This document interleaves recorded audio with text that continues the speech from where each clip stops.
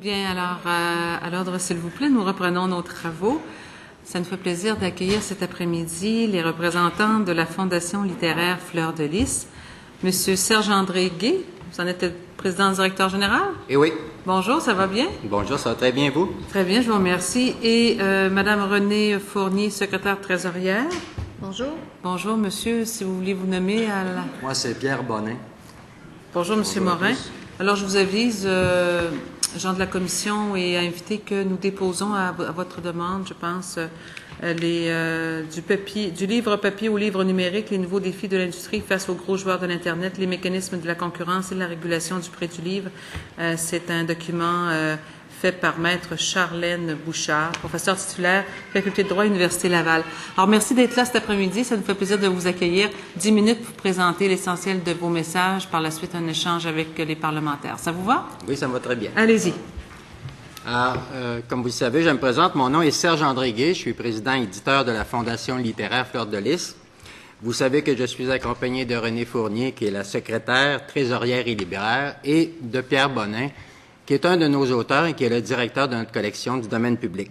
La Fondation littéraire Fleur de Lys est le pionnier québécois de l'édition en ligne sur Internet avec impression papier et numérique à la demande, et elle célèbre cette année son 10e anniversaire. Sa mission, offrir aux auteurs une alternative à l'édition traditionnelle dans le contexte des nouvelles technologies.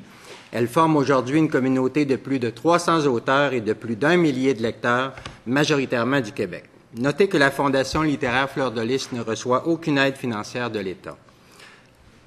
Notre organisme ne fait pas partie de l'industrie traditionnelle du livre, selon la loi du livre et les définitions qu'on y trouve.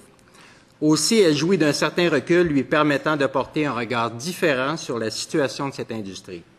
Notre mémoire se fonde sur l'analyse de 7 études, dont vous avez la liste dans le mémoire, et cette analyse se résume en 3 grandes observations. Dans un premier temps, nous avons observé que l'explication des fermetures des librairies est incomplète. Ces fermetures, dit-on, sont la conséquence directe de la concurrence des points, de vente au rabais. Notre recherche démontre que les départs à la retraite de libraires expliquent plusieurs, sinon la majorité des fermetures. L'Association des libraires du Québec rapportait dès 2010 que 50% de ses membres partiraient à la retraite en 2012. Et de ce nombre, seulement 10% préparaient leur départ. L'association concluait que, dans la plupart des cas, il n'y aurait pas de reprise, donc fermeture. Toutes les études analysées passent sous silence l'impact de ces départs à la retraite sur la situation du réseau québécois des librairies indépendantes.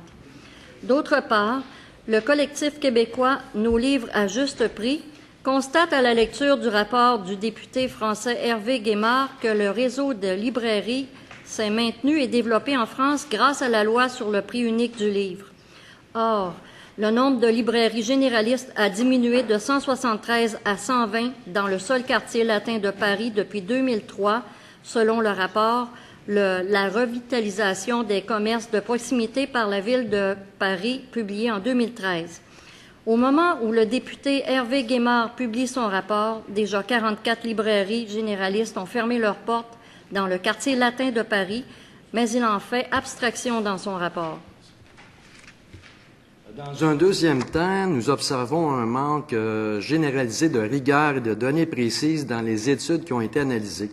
C'est le cas, entre autres, de l'évaluation de l'offre étrangère dans le domaine du livre numérique dans le rapport de la SODEC. Le rapport fait état d'une augmentation de 162,9 % des ventes de livres numériques aux États-Unis pour le premier trimestre de 2011. Puis, la SODEC compare le marché américain avec le marché québécois. Or, le marché américain du livre numérique est très varié. Il inclut les nombreux auteurs qui optent pour l'auto-édition et l'édition en compte d'auteur, ce qui n'est pas le cas au Québec présentement. Permettez-nous d'identifier finalement ces catégories de livres qui sont exclus par la loi du Québec. Ce sont les livres auto-édités, les livres édités à compte d'auteur, les livres uniquement édités en ligne, les livres qui ne sont pas distribués en librairie traditionnelle avec pignon sur rue, les livres qui sont offerts uniquement dans une librairie en ligne sur Internet, les livres uniquement imprimés à la demande, c'est-à-dire un exemplaire à la fois à la demande expresse de chaque lecteur, et finalement les livres qui sont offerts uniquement sous la forme du numérique. Ensuite, un autre exemple du manque de rigueur, c'est de l'étude qui a été préparée par M. Michel A. Lassalle à la demande de l'Association des libraires du Québec. La démonstration de la structure des coûts du libraire se fonde sur les états financiers de seulement 4 librairies agréées. La représentativité sur laquelle repose cette étude est de 2,09 %, ce qui est statistiquement insuffisant pour tirer une quelconque conclusion. Dans un troisième temps, nous observons que le débat sur le prix unique du livre place le prix comme étant le premier pilier du marketing. Or, le prix est le 4e pilier du marketing. Toute analyse sérieuse se penchera sur les 4 P du marketing, la qualité du produit, l'emballage, la publicité et le prix, qui reposent sur la distribution et l'exposition en magasin. Nos libraires sont d'abord et avant tout des entrepreneurs. Et à ce titre, ils ont l'obligation de s'adapter aux nouveaux comportements des consommateurs pour survivre et prospérer. Comme l'enseigne la théorie de l'évolution de Darwin, une espèce s'adapte au changement de son environnement, y compris à l'évolution des autres espèces, ou elle disparaît. Toute résistance au changement est fatale. Avant de formuler nos recommandations, nous tenons à mettre en garde la Commission sur les limites du cadre législatif et réglementaire actuel. Par exemple, la loi du livre ne reconnaît pas les librairies en ligne présentes uniquement sur Internet.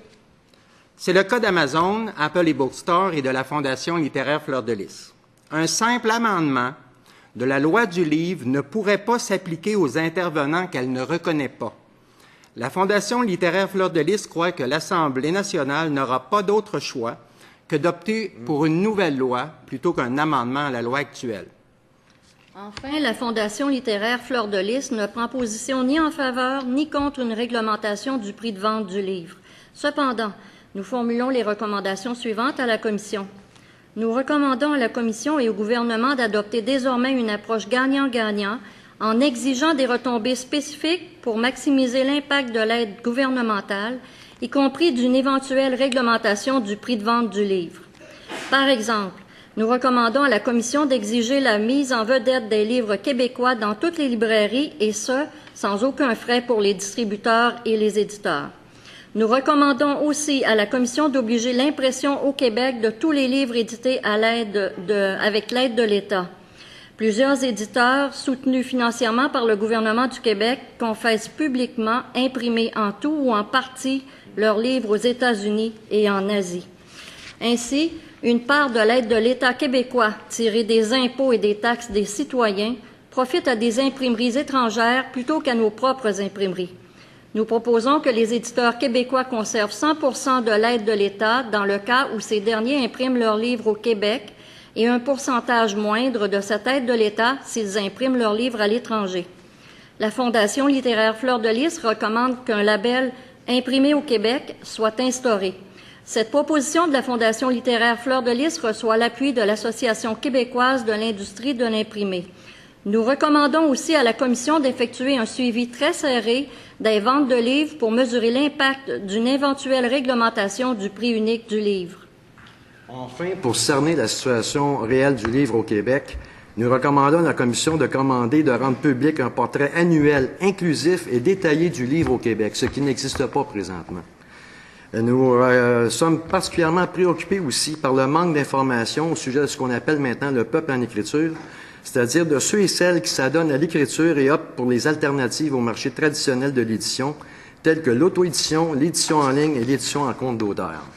Enfin, nous tenons à vous remercier sincèrement pour nous avoir prêté votre écoute et de nous avoir invités à participer à vos travaux. Merci beaucoup. Merci beaucoup, messieurs, madame, pour votre exposé. Monsieur le ministre? Monsieur le député de Bonaventure, bien sûr, allez-y. Merci beaucoup, Madame la Présidente. Bonjour.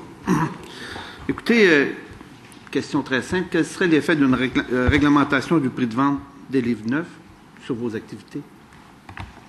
Ça dépend si vous l'incluez dans la loi du livre. Si vous amendez simplement la loi du livre, il faut savoir que la loi du livre ne nous définit pas comme étant ni un éditeur ni un libraire. Donc, à nous, ça ne nous affecte pas. OK. C'est tout. Mon collègue, tu as une question? Moi, j'ai une question courte. Vous parlez tout à l'heure, le livre.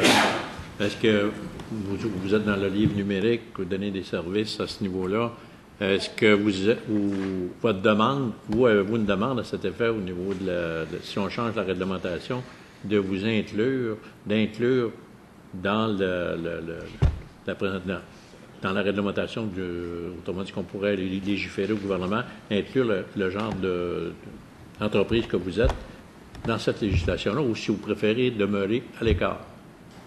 Écoutez, si vous voulez nous inclure, le seul bénéfice qu'on aurait à être inclus dans la loi du livre, et personne ne vous recommande d'ouvrir la loi du livre, il faudrait à ce moment-là nous donner accès au programme d'aide.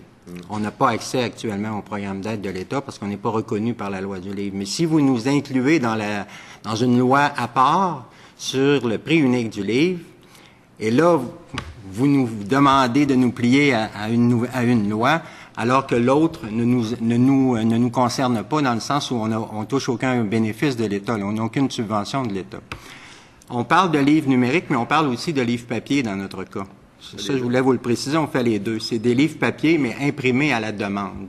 C'est ce qui est de plus en plus populaire à l'heure actuelle en Europe, aux États-Unis. L'auto-édition représente un fort pourcentage des ventes de livres. Et ce qu'on dit au gouvernement ici maintenant, c'est d'accord si vous accordez le prix unique du livre. Moi, on ne s'oppose pas à cette réglementation, à l'adoption d'une telle réglementation par le gouvernement. Ce qu'on dit, c'est maintenant exiger quelque chose de très spécifique en retour. C'est très important pour nous. Ce qu'on observe, c'est que l'industrie reçoit beaucoup. Elle valorise le livre, bien sûr. Ce qu'elle nous dit, c'est qu'elle a 12 000 emplois qu'elle soutient, 12 000 emplois pauvres, d'après ce que nous dit Denis Vaugeois. Qu'il y a plus de 300 millions dans l'économie qui est injectée. Ça, tous les secteurs de l'économie au Québec peuvent en dire autant. Le secteur de l'aviation peut en dire autant. Le secteur de l'alimentation peut en dire autant. Dans le cas du livre, qui est soutenu davantage que tous les autres secteurs, dans une certaine mesure, il faut passer à une politique de gagnant-gagnant. C'est-à-dire exiger quelque chose en retour. Oui, on vous offre le prix unique du livre, mais garantissez-nous que le livre québécois va être mis en vedette dans les librairies, et ce, sans frais pour les éditeurs et sans frais pour les distributeurs. Parce que vous savez qu'un distributeur ou un éditeur doit payer pour que son livre soit souvent mis en vedette. Vous savez qu'une nouveauté en librairie, ça dure 3 mois. La réglementation va s'appliquer pendant 9 mois. Ça veut dire que si le livre est retiré au bout de 3 mois, qu'est-ce qui advient des autres mois? Il n'y aura jamais eu aucun rabais sur ce livre-là. Il n'y aurait jamais eu la force du prix pour être vendu. Ça, c'est des choses qu'on pourrait exiger. Par exemple, je sais qu'il y a des ententes très particulières entre certains distributeurs et chaînes de librairies pour conserver le roman québécois plus longtemps, en librairie, plus longtemps que les 3 mois de base. Mais ça pourrait être inclus dans une réglementation comme celle-là. Ce que je vous dis, c'est, en fait, c'est beau de donner le bon Dieu sans confession à l'industrie du livre, mais on n'a plus les moyens financiers de faire ça. Il faut exiger des retombées très spécifiques, très particulières, puis c'est des exemples qu'on vous donne. Par exemple, l'impression au Québec. Moi, si je reçois une subvention puis que je fais imprimer mes livres en Chine, en Asie ou chez lulu.com aux États-Unis, je donne une partie de la subvention que je reçois à des imprimeurs qui sont à l'extérieur du pays. Et ça n'encourage pas notre économie. Alors moi, je me dis, si tu veux recevoir 100% de la subvention comme éditeur, eh bien, à ce moment-là, fais imprimer tes livres au Québec par des imprimeurs d'ici. On a l'expertise. C'est pas parce que les gens ne s'en vont pas à l'extérieur parce qu'on n'a pas l'expertise. On parle souvent du livre jeunesse qui coûte plus cher à imprimer. Bien, il y a au moins 2 éditeurs jeunesse qui font leur mise en marché en disant « imprimer au Québec ». Et c'est pas les couleurs qui manquent ni les dessins, là. Alors, moi, je me dis, si on continue à donner sans rien exiger de particulier en retour, ça va être difficile tantôt pour les librairies. Et on va vous demander quoi? Un fonds comme la France en a voté un dernièrement. Vous mentionnez aussi dans votre mémoire que la disparition, je pense que vous en avez parlé tantôt, la disparition des librairies au Québec serait plus due à la retraite des propriétaires des librairies que peut-être même à la concurrence des grandes surfaces. Comment vous arrivez à déterminer que c'est pas l'inverse, c'est les grandes surfaces, ou comment vous arrivez à déterminer ça? Avez-vous des... Pas déterminer ça. C'est une donnée qui est disponible à l'Association des libraires du Québec. Oui, c'est ça. C'est une étude qu'ils ont faite en 2010. Et la source là est précisée dans le mémoire, je ne l'ai pas dans la tête, mais ce que la source dit, c'était le directeur ou la directrice générale de l'association donnait une entrevue à une responsable de l'Université de Nantes en France, qui lui demandait « Avez-vous le même problème au Québec de la relève dans les librairies? » Elle a répondu « Oui, on a fait une étude, il y a 50 % de nos membres qui prévoient prendre leur retraite et seulement 10 % ont répondu à notre offre de formation pour assurer la relève. » Alors, elle-même, elle le dit. Moi, je regarde, par exemple, il y a un des exemples qu'on donne beaucoup ici, là, c'est l'exemple de la Librairie générale française qui a fermé ses portes. Est-ce que tout le monde a oublié qu'elle est à 1 minute de marche de la librairie Pantoute, qui est une autre librairie indépendante sur la rue Saint-Jean? Elle va très bien, la librairie Pantoute. Pourquoi? Parce qu'elle a fait ce que tous les gens ici nous recommandent aux libraires de faire, d'être des animateurs dans leur milieu, de recevoir des écrivains, d'être actifs, de renouveler son décor, de mettre l'ambiance qu'il faut, d'avoir des bons livres en vedette, etc., d'avoir un bon fond, d'avoir des bonnes spécialités. Moi, je suis allé à la Librairie générale française plusieurs années. Elle était vouée de toute façon à la fermeture, et c'est pas la faute des grandes surfaces, parce qu'autrement, pourquoi la librairie Pantoute aurait survécu? Non seulement la librairie Pantoute a survécu aux grandes surfaces, mais elle a ouvert une succursale dans Limoilou. Il y a quelque chose qui marche pas, là. J'ai une drôle d'impression, là. On généralise beaucoup sur les fermetures, là. Si on veut le prix unique du livre, qu'on le demande, mais qu'on ne s'appuie pas trop tôt sur les fermetures. Parce qu'ils ne sont pas expliqués réellement, les fermetures à venir jusqu'à date. L'Association des libraires a-t-elle fourni la liste des librairies qui a fermé dans son mémoire? Moi, on m'avait promis que oui, qu'ils le feraient, mais ils ne l'ont pas fait. C'est bien. Je ne sais pas si M. le ministre a une question. Non. Je pourrais continuer. À titre indicatif, vous avez fait référence aux États-Unis sur le marché parallèle représentait quand même un pourcentage important aux États-Unis. Mais ici, au Québec, la vente des livres issus du circuit parallèle à l'édition traditionnelle, comment vous l'évaluez ici? Écoutez, nous, on participe, l'Institut de la statistique du Québec nous téléphone à tous les mois pour enregistrer nos ventes. Je ne sais pas s'ils le font avec les autres. On n'a pas d'association d'éditeurs. On n'est pas un secteur qui est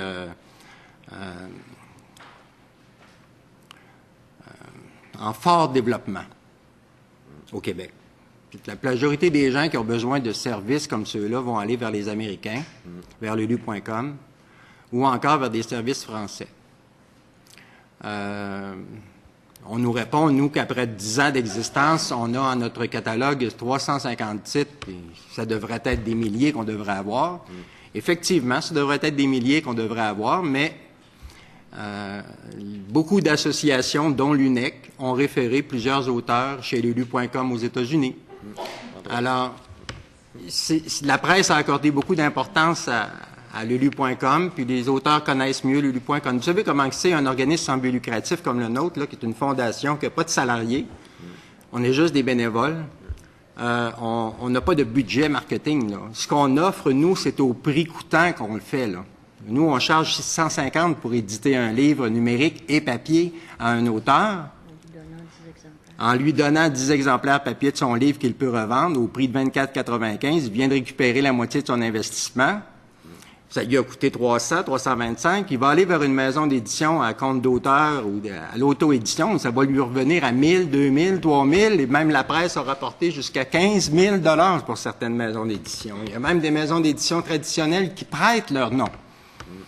C'est une pratique courante. Vous m'achetez les 1000 premiers exemplaires et je vous édite. Merci. Je n'ai pas d'autres questions. Ça va aller de ce côté-ci, Madame la députée de la Porte. Merci beaucoup. Bonjour, Madame, Messieurs. Si je comprends bien, là, votre association, la mission de votre association est unique. Il y a Pas d'autres associations au Québec? Ou... D'autres actuellement. Pas d'autres au Québec? Vous êtes les seuls à avoir cette mission-là. Et depuis votre création, votre clientèle a augmenté et de combien? La clientèle a augmenté.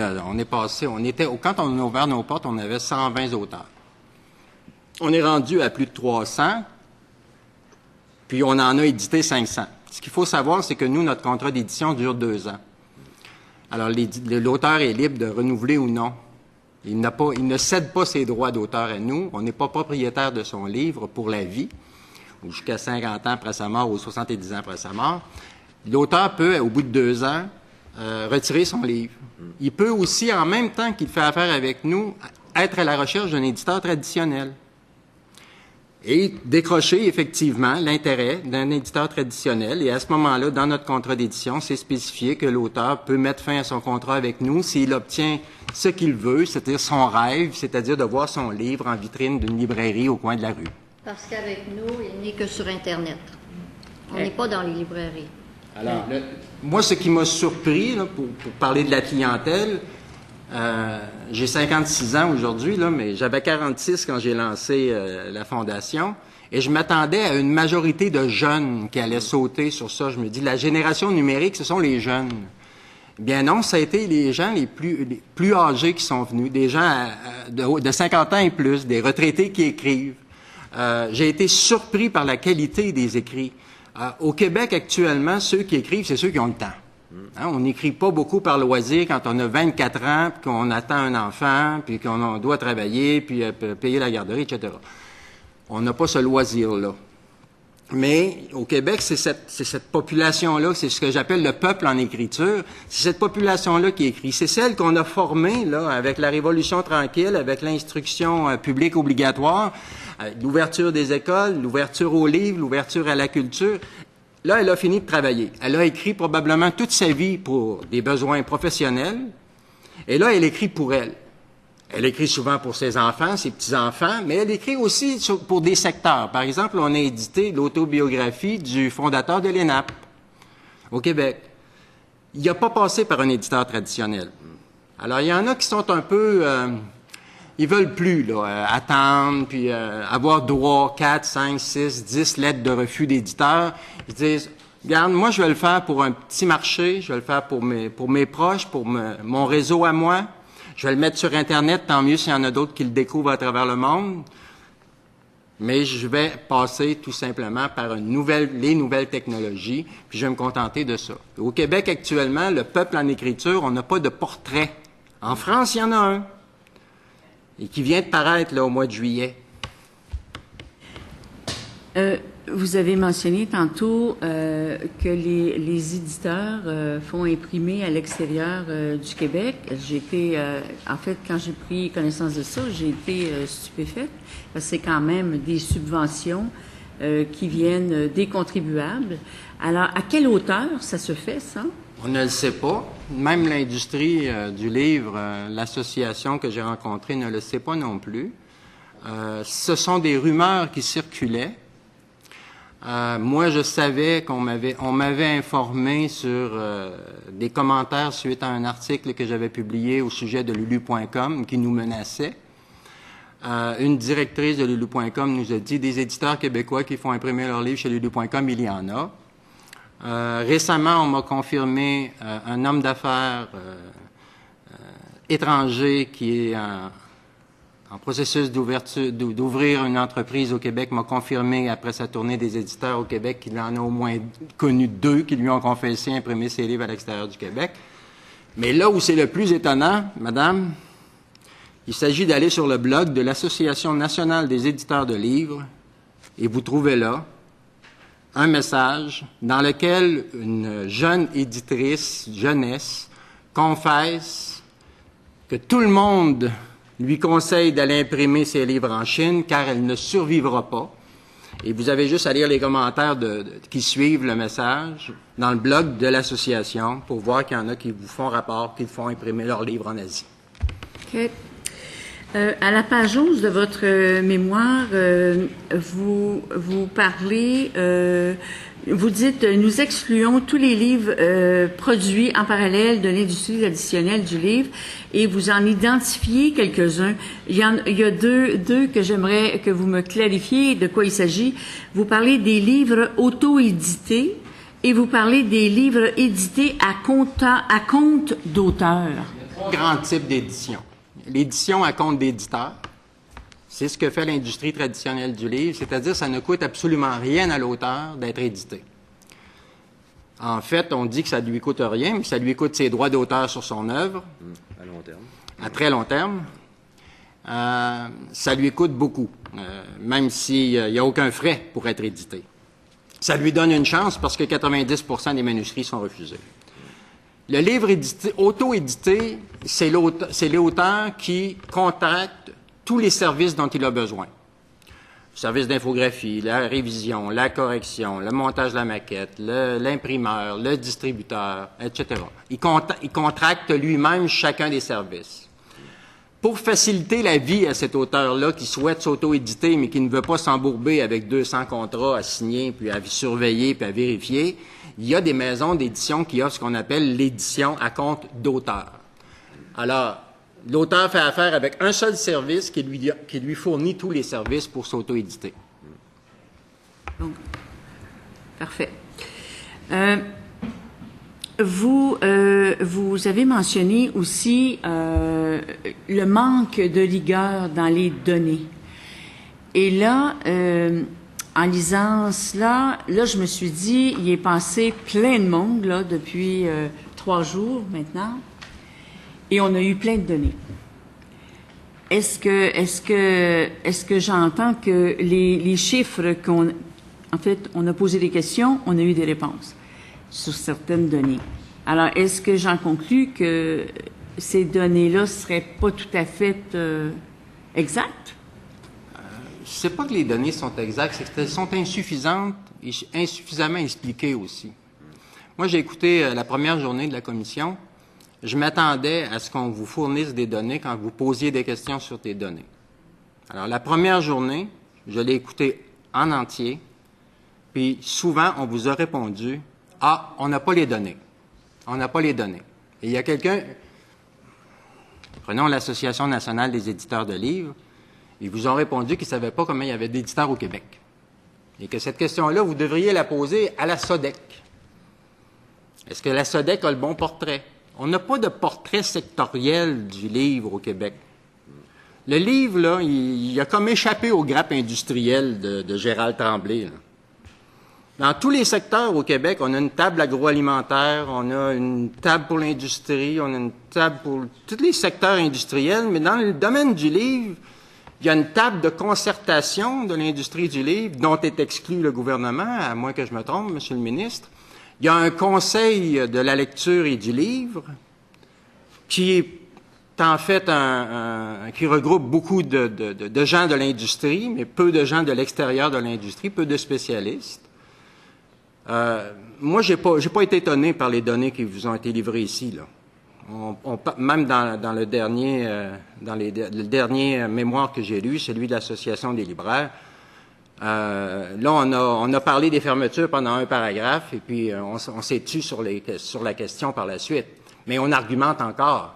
Il y a beaucoup d'argumentation, mais les données sur lesquelles on s'appuie ne sont pas élaborées suffisamment. On n'a pas les sources. Ou si on prend, par exemple, la fameuse référence au rapport Guémard, là, que tout le monde a vu venir comme si c'était une panacée. Je l'ai soumis, moi, le rapport Guémard, en comparaison avec le fameux rapport de la revitalisation de la ville de Paris, à un rédacteur en chef d'un site d'actualité littéraire en France. Et je lui ai demandé, est-ce que je me trompe ou Guémard a fait erreur? Et il m'a bien dit que Guémard a fait erreur. Parce que faire un rapport et dire que la loi du livre a protégé le réseau, au moment même où vous l'écrivez, puis que vous avez déjà 44 librairies dans un tout petit quartier qui a fermé ses portes, mais un tout petit quartier. Le quartier latin, c'est quand même très grand, là, on parle d'une ville, il y a 12 millions d'habitants. C'est quand même curieux de la part d'un député là, qui va offrir un rapport sur l'impact de la loi sur le prix unique du livre. Oubliez ça, oubliez toutes les autres fermetures. on peut généraliser puis dire, tout le monde a, tous les secteurs, l'Europe va pas bien, comme M. Vaudois l'a dit. Certainement, mais certainement aussi au Québec. Parfait. Merci beaucoup. Merci beaucoup, chers collègues. Madame la députée de Monterville. Oui, merci beaucoup, Madame la Présidente. Bonjour, Madame, bonjour, Messieurs. Merci pour votre mémoire. Comme vous versez davantage dans le livre numérique, j'aimerais aller à votre page 21-26. On va parler du prix du livre numérique. On a eu plusieurs invités qui nous disaient que ça représentait entre 2, 3 et 4 % des ventes au Québec. Vous nous dites au paragraphe 5.3, limite de la compétitivité du livre numérique offert par l'édition traditionnelle. Nous tenons aussi à mettre en garde les élus face à la réglementation éventuelle du prix de vente des livres numériques. Actuellement, les éditeurs traditionnels québécois vendent la version numérique de leurs livres à 75 % du prix de l'exemplaire papier. Notez que ce prix est maintenu malgré la nouvelle aide financière de l'État pour la production de la version numérique. Or, ce prix n'est pas compétitif face à la concurrence étrangère. Pourriez-vous élaborer à cet égard?